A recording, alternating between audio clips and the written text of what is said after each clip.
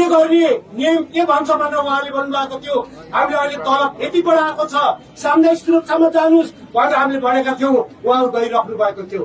तर दुवैलाई लात्ताले हान्ने गरी 2072 सालमा घटेको घटित घटनालाई लिएर जबकि महिने पछि बिल उहाँले तिर्नु भएको छ, महिने पछि बिल तिर्दा 2% छुट पनि पाउनु भएको छ।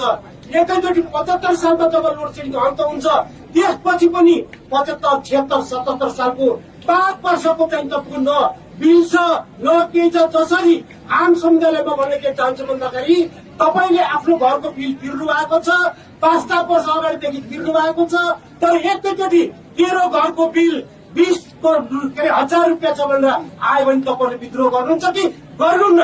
आज आम जनसमुदायलाई भरम सिर्जना गरेर उद्योगपतिहरूले ठगेका छन् भनेर भनिएको छ। म यहीबाट प्रमाण दिन चाहन्छु, हामी श्रमिकहरूले प्रमाण दिन चाहन्छौँ उद्योगपतिले ठगेको छैन। सरकारको गैर जिम्मेवार कारणले, विद्युत प्राधिकरणको गैर जिम्मेवारको कारणले, विद्युत कर्मचारीका गैर जिम्मेवारका कारणहरूले विद्युत प्राधिकरणका कर्मचारीहरूको खर्तीबाट दिनुपर्छ। समयमा सूचना दिनुपर्छ कि पर्दैन? समयमा सूचना दिनुपर्छ कि पर्दैन? आज पनि हामी भनेका छौँ तिम्रो बकौता रकम हामी बिल भनेर हाम्रा उद्योगपति साथीहरू भनिराख्नु भएको छ, तर बिल दिएका छैनन्।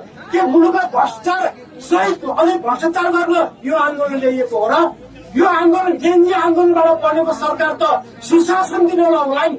अन्य मुलुकमा उद्योगपतिलाई प्रोत्साहन गर्नको लागि विद्युत छुट गरिन्छ, र मेटेरियलमा छुट गरिन्छ, कर छुट गरिन्छ, तर हाम्रो मुलुकमा राज्यले लगानी गरेको छैन। उद्योगपतिले ऋण धन गरेर काम चलाइराख्नु भएको छ, पीडा दसाइराख्नु भएको छ।